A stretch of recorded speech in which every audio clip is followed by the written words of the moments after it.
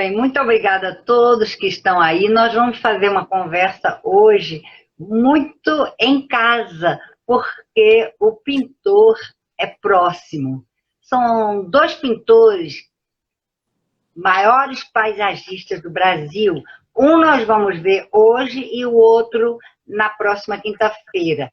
Então, eu selecionei o Antônio Diogo Silva Parreiras, que nós conhecemos só por Antônio Parreiras.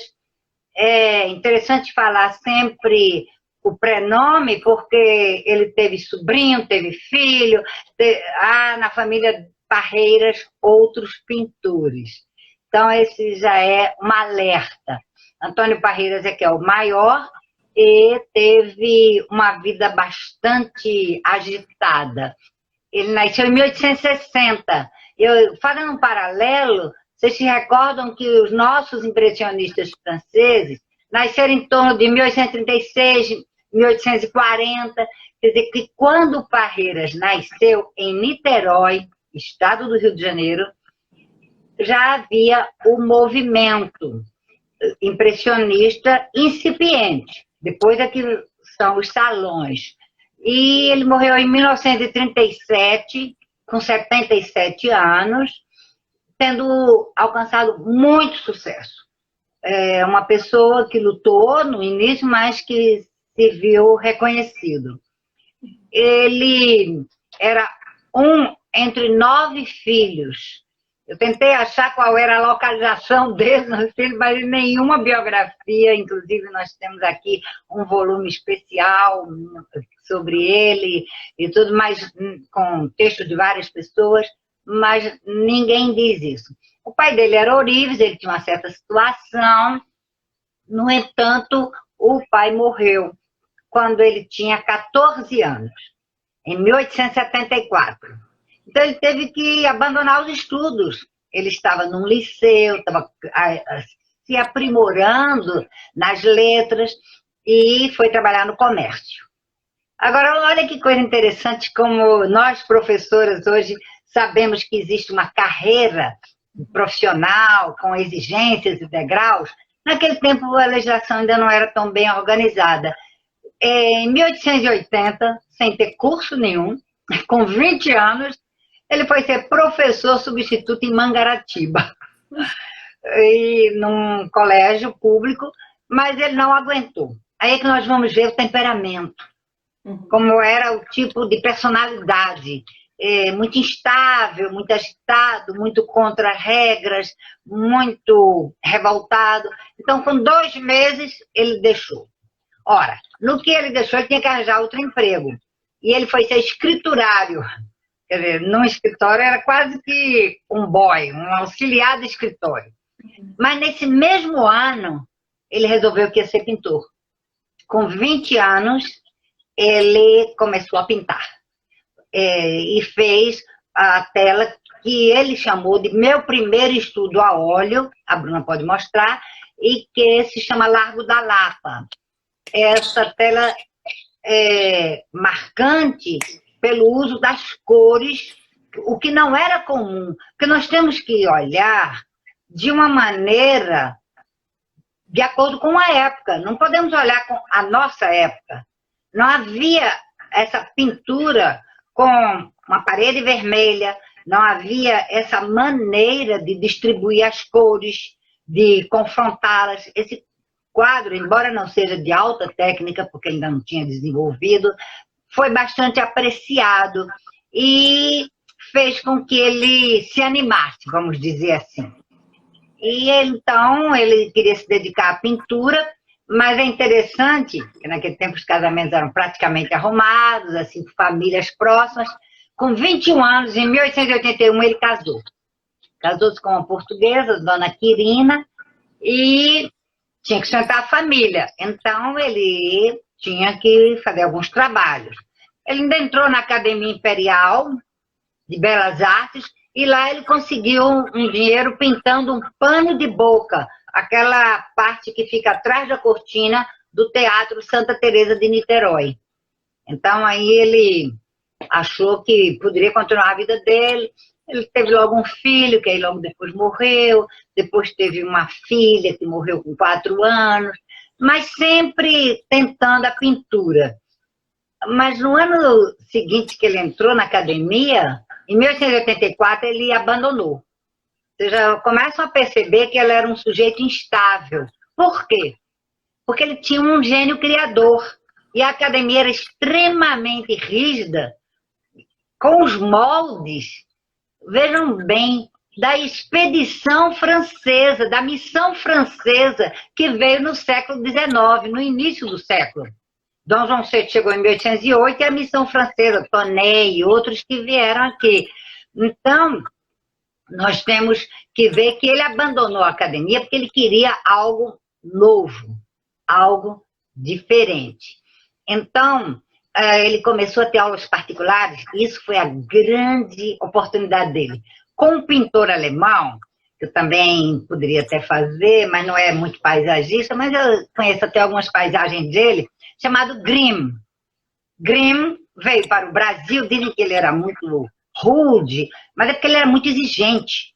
E ele falou para o Parreiras que ele precisava se dedicar, que ele tinha algum gênio, compreendeu que ele tinha alguma capacidade, mas ele não era dos mais esforçados.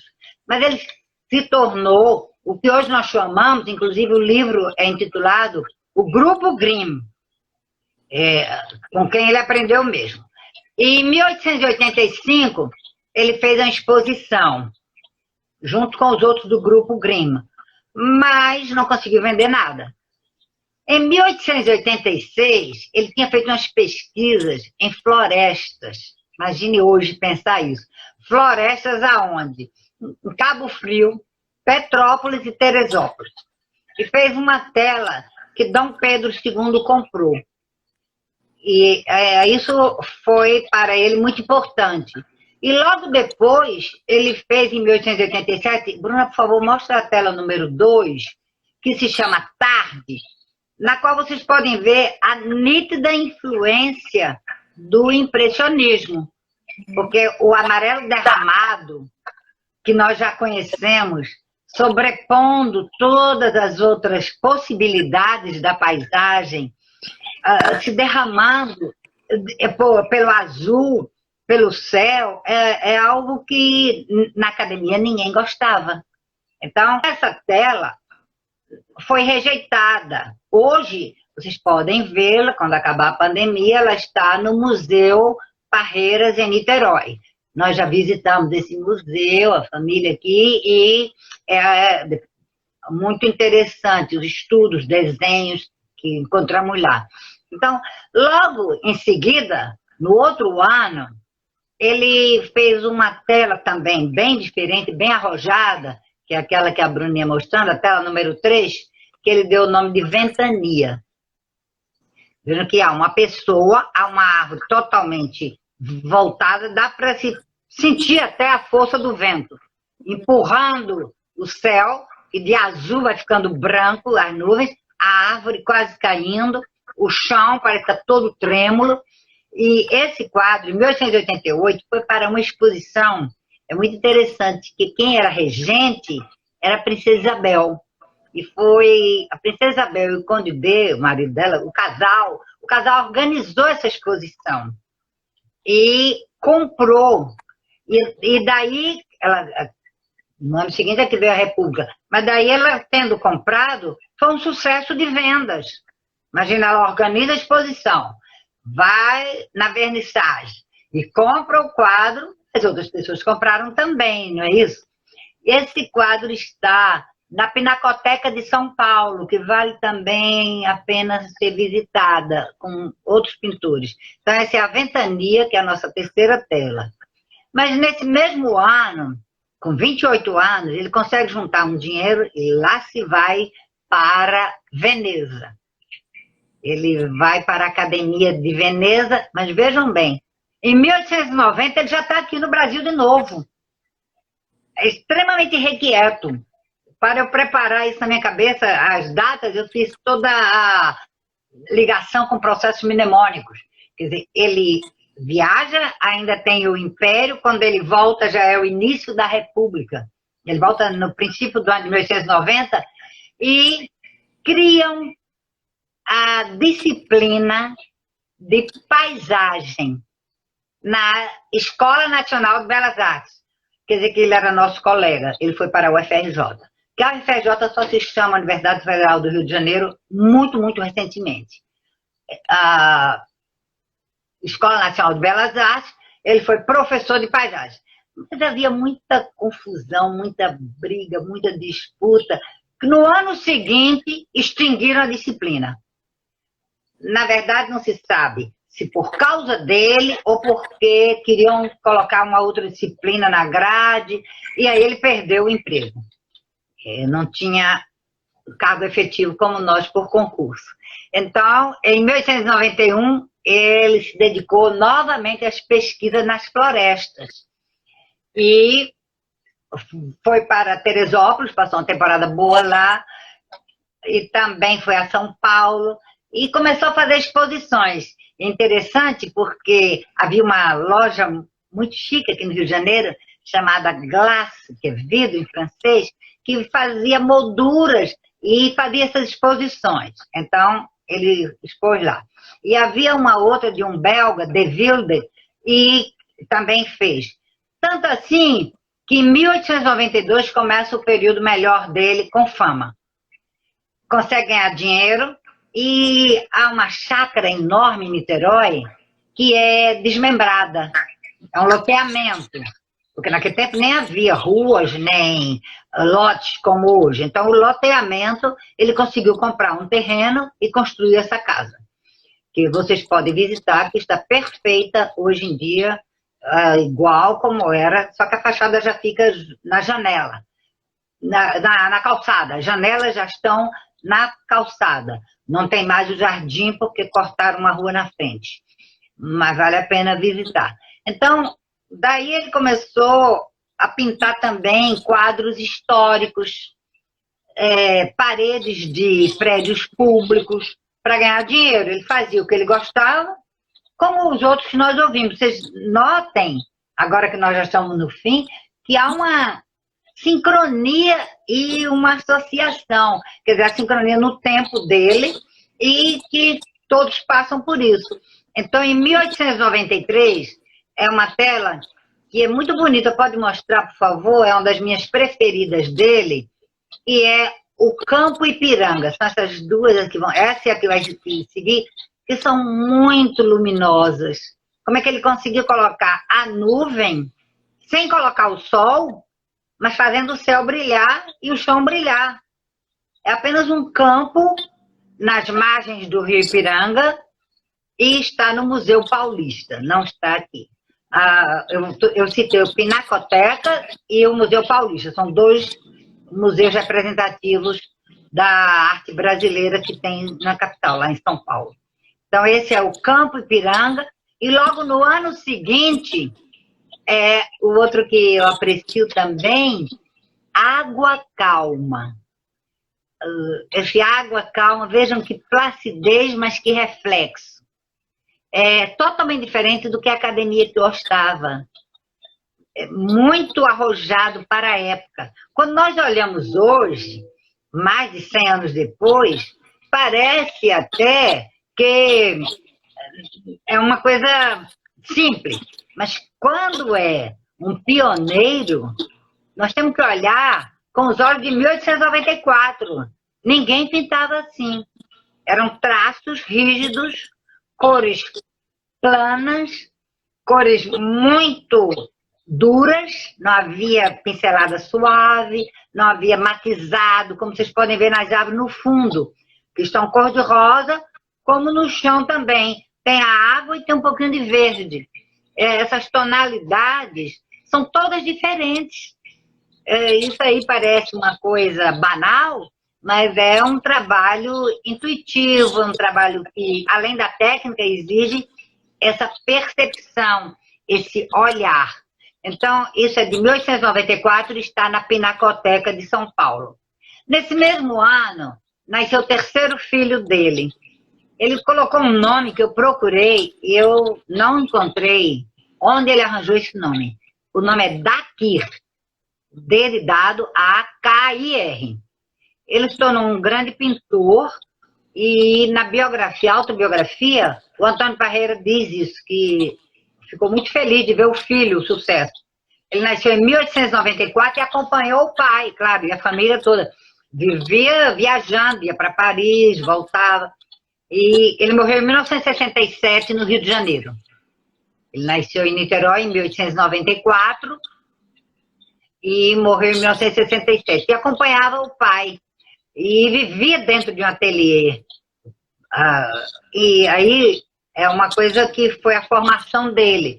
E se vocês quiserem ouvir, há uma declaração do Antônio Parreira sobre o filho, quando já estava perto de morrer. O legado, tudo que ele queria mostrar ao filho. Agora vejam que talvez não seja a preferida de vocês, mas a pintura dele, que é considerada a obra mais importante de paisagem, essa que a Bruna vai mostrar a seguir, e se chama Sertanejas. E ela está aqui no Rio de Janeiro, no Museu Nacional de Belas Artes. O detalhe dessa tela é que, apesar de escura, tem muitas nuances, tem umas pedras, tem os galhos, cada um com uma pincelada, com um toque, com um realce. Então, não é assim uma tela, cada um tem um gosto, que eu diria que era a minha preferida, mas é considerada como obra, técnica, ousadia, a marca registrada. Chama Sertanejo, está aqui no Museu Nacional de Belas Artes, que pode ser vista. Aliás, eu tentei achar a imagem da beira-mar que o Antônio Parreiras pintou, que tem cerca de 3 metros por 1,5 metro, que está no museu, que vale a pena quando vocês puderem ir a Recife, que é o Museu Ricardo Brenan, que ele copiou um castelo francês, e essa tela do Parreiras, ele fez uma sala com o tamanho da parede para colocar esse mar. E é muito, muito bonito mesmo. Ele fica assim, olhando por um longo tempo, vendo aquela quebra-mar. Mas essa eu não consegui uma cópia para passar. Agora, vejam bem, em 1899, ele pinta um mural que ficou famoso, que é o Palácio da Liberdade, em Belo Horizonte. Não, não é essa, Bruna. Agora você não mostra porque eu não tenho nenhuma. Essas de mural não estão disponíveis. Ele pintou, por exemplo, aqui no Palácio do Catete, Palácio de Justiça, vários edifícios públicos. E aí começa o século XX e ele ganha muito dinheiro com os temas históricos. A fundação da cidade de São Paulo, a morte de Estácio de Sá, a fundação de Niterói, o Índio Araribóia, vários Tiradentes, o enforcamento de Tiradentes. Isso rendia dinheiro, mas não avançava. Por isso que eu também não achei que valia muito a pena trazer. Agora, em 1900, ele pinta essa que a Bruna ia mostrar, pode passar agora, Bruna, por favor, é a nossa 7ª, que se chama Mormaço. Olha, quando se vê essa tela, sente até o calor. Parece que a quentura está saindo do chão. É algo assim muito forte, num tom suave. Porque a gente pensa, mormaço, então vai ter uma labareda. Mas você veja aquela pobre árvore com a sombra dela no chão. Veja assim, todas as coisas como se não houvesse um vento amenizando. Não tem uma brisa, é a definição de mormaço. Aquela névoa, mas que não é uma névoa fria, pelo contrário, é uma névoa quente. Então, essa tela, também é muito famosa, está na Pinacoteca de São Paulo. Observem que há muita influência europeia, mas ao mesmo tempo muito sentimento nativo. Isso, os estudos apontam que as folhas, o tipo de solo, ele fazia do brasileiro. Ele pesquisava viajando pelo interior e observando como era a vegetação, e a técnica ele usava a que ele tinha aprendido com o Grimm, que não deixa de ser europeu, porque ele era um alemão, e com os impressionistas e outros em ateliês em Paris. E é um homem que fez um leque de atividades, porque além de pintor, ele foi professor, ele criou depois cursos livres em Niterói. Algo bem moderno, né? Poderia até ter feito lives, se fosse o caso, botar YouTube. Ele não gostou do clima da Academia Belas Artes, da Escola Nacional, ninguém sabe exatamente porquê, mas a disciplina foi extinta. E ele foi também desenhista, escritor, escreveu vários textos sobre pintura, inclusive escreveu uma autobiografia, e ilustrador, a bico de pena, a carvão, ele fez muito trabalho de ilustração de textos. E vejam que coisa que é raro, ele conseguiu manter, o que não era barato, um ateliê em Paris, fixo dele, de 1906 a 1919. Então é muito interessante, por isso que ele ia muito lá com a família e o filho aprendeu e via as exposições lá. Agora, a partir de 1909, ele estava em Paris e enveredou pela pintura de nus femininos e foi muito famoso. Ele conseguiu telas em todos os salões, inclusive uma que ele pintou aqui no Brasil e levou, e que foi muito sucesso. Ele participou intensamente em todos os salões de Paris com os seus famosos nus femininos. No entanto, ele se destacava era por esse tipo de paisagem que alguns biógrafos chamam de romantismo. E ele volta então à paisagem. Vejam bem, tem esse intervalo no início do século XX, em 1909 ele está muito famoso, já pintou vários nus, mas em 1911, 12, já volta inteiramente para a paisagem. E aí podemos ver a tela número 8, que essa tela está sem data. É uma tela que ele chamou de solidão. É uma coisa que tem a água, tem o céu ficando vermelho, mas ele passa um clima de uma nostalgia, de uma inquietude, de uma interiorização. Vocês vejam que é muito escura. O céu é claro e é luminoso. A água reflete, mas os tons são todos de verdes. Isso é curioso, aquilo que eu falei que era bem brasileiro, porque eu já acompanhei professores aqui no Brasil, inclusive um francês que dava aulas de Aristóteles, e levei lá na Floresta da Tijuca de carro. E ele ficava encantado com a diferença de tons de uma árvore para outra, às vezes de um galho para outro. Ele disse, não é possível que haja tanto verde assim, porque não é um verde único. Essa variedade de tonalidades do verde é possível de ser observada nessa tela. Com essa aproximação, olhando com cuidado, tem muitos verdes. Então, essa não tem data. Mas logo em seguida, a Bruna pode mostrar, em 1912, que ele estava no auge da paisagem, aí ele volta para aquele foco do céu. Vocês lembram que o céu sempre é um recurso, porque capta luz, emana luz, tem nuvem, tem movimento.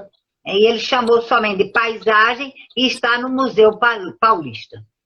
Então aí tem uns tons acinzentados, rosa, pouca vegetação, algo muito árido, porque ele andou também por locais que não eram florestas.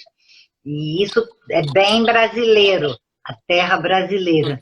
Então é um pintor que não se pode dizer que seja europeu. Aprendia-se a técnica, mas se fazia algo nativo, e é o que ele conseguiu.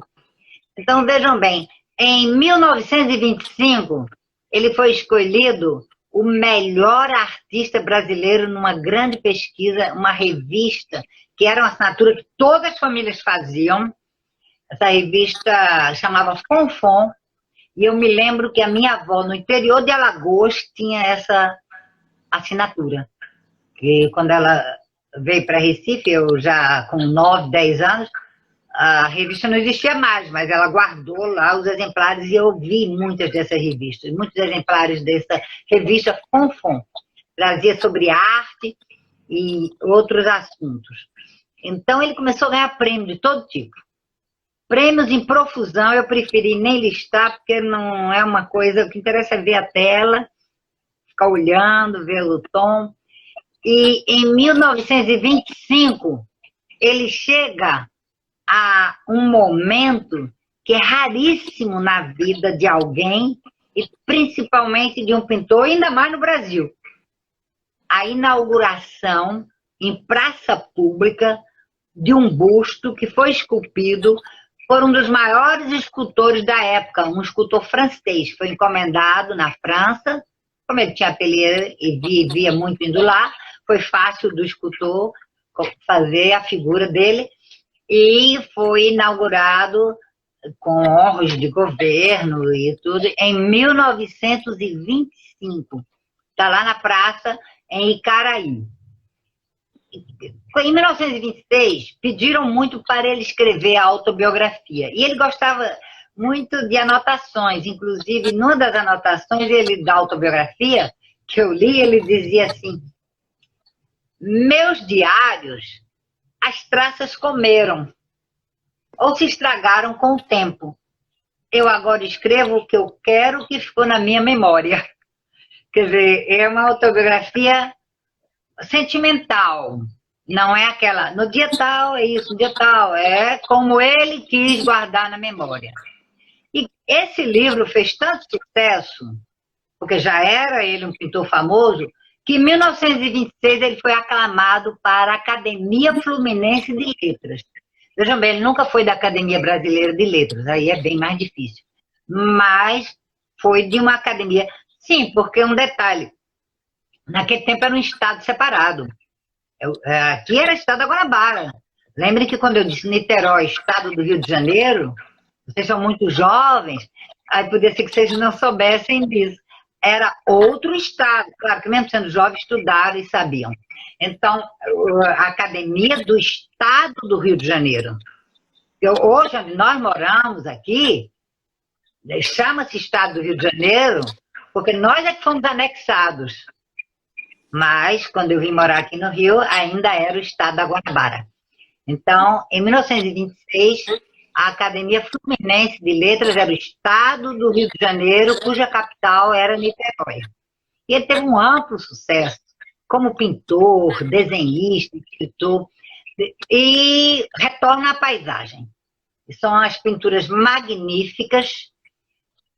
Ele mostra cada vez mais um espírito criador. Ele se desloca e se distancia da influência europeia, tem uma alta demonstração estética, uma análise interessante, e essa palavra realmente foi usada pelos biógrafos, aquela ideia que eu falei no primeiro encontro nosso, do sublime, do que afeta, do que me faz reverenciar, essa é a estética, do que me mostra o belo. Então, essa alta demonstração estética foi alcançada e foi reconhecida. E, principalmente, nessas 3 últimas telas que nós vamos ver. Por favor, Bruna, a tela número 11, que é de 1930, que é considerado um ápice, que é essa paisagem dessa praia deserta, que está assim, açoitada pelo vento, está toda branca quase, uma pedra, se aproximar assim, aí dá para ver do lado direito, e é algo que lá no fundo é que está o mar, e tem areia, e essa tela é considerada também uma criatividade específica. É muito bom se notar isso. E, em seguida, ele fez outra que se chamou Paisagem também, que aí a Bruna pode mostrar, por favor, que essa é uma paisagem bem brasileira, uma beira de estrada, uma planta esmaecida do lado direito, um verde diferente do lado esquerdo, um matinho. Então, é curioso, porque se compararmos com as árvores e os caminhos que nós vimos dos pintores franceses, isso é bem diferente, e dos ingleses também. E aí, a última tela que eu reservei, que é a floresta, foi pintada um ano antes da morte. Quer dizer, tem essa, você tem mais uma, Bruna, porque quando eu mandei, depois eu fiz a lista. Depois é que você tem a floresta, na verdade, não é isso? Isso, aqui.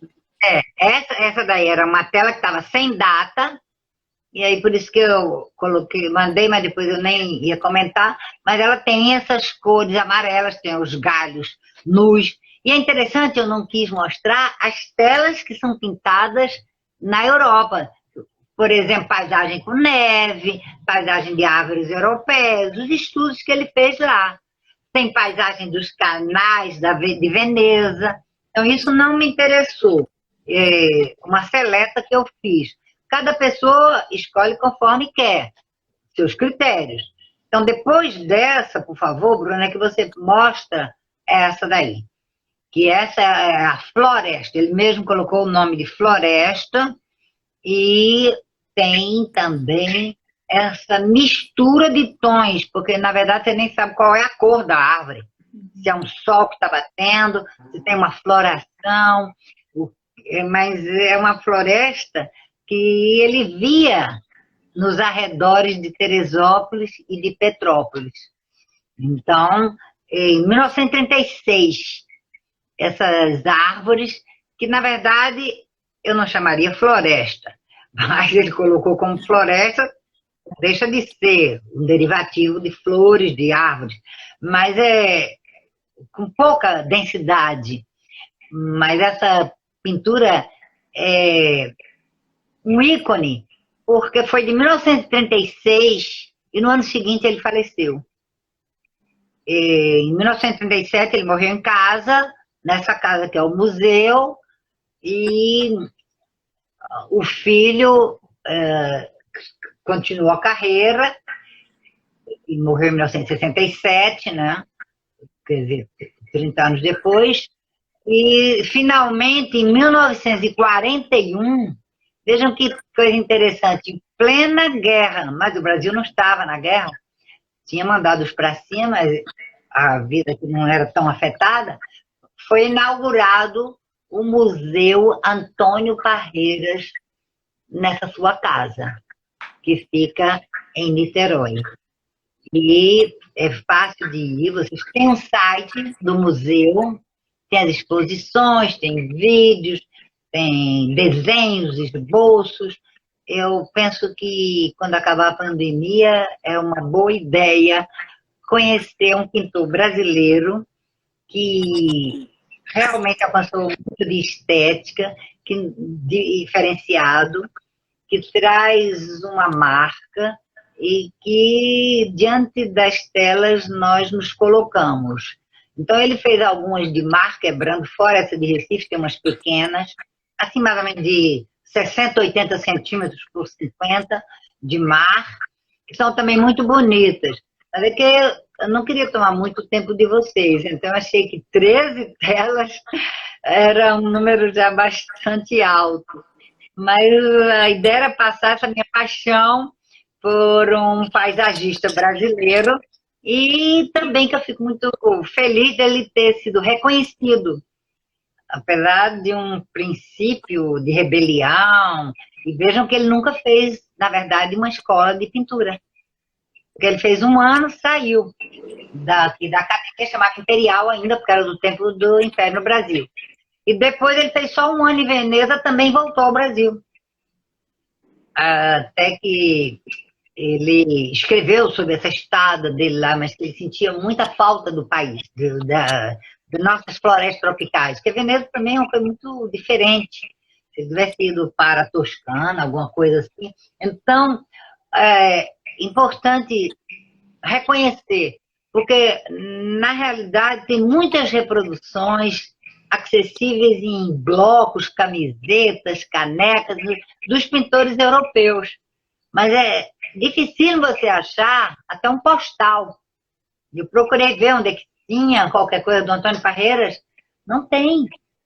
E no museu não tem nenhuma lojinha. Quando eu fui no museu, eu perguntei isso. Quer dizer, você sai do museu, pelo menos um postal com uma das reproduções, né? Isso me chamou a atenção, como ele não é hoje visto. Entendeu? Nesse livro, na autobiografia, quando ele fala sobre por que ele pinta paisagem, ele diz, eu não reproduzo aquilo que eu vejo, um pedaço, uma parte, um trecho. Naquela tela eu mostro a natureza por inteiro. Ele queria dar toda a riqueza e a exuberância ou a simplicidade, o que fosse que ele achasse da natureza, numa tela. Então isso é interessante, né, nele. Quero agradecer e me colocar à disposição para uma conversa, um diálogo, porque não sei quantos já conheciam, de qualquer maneira agradeço.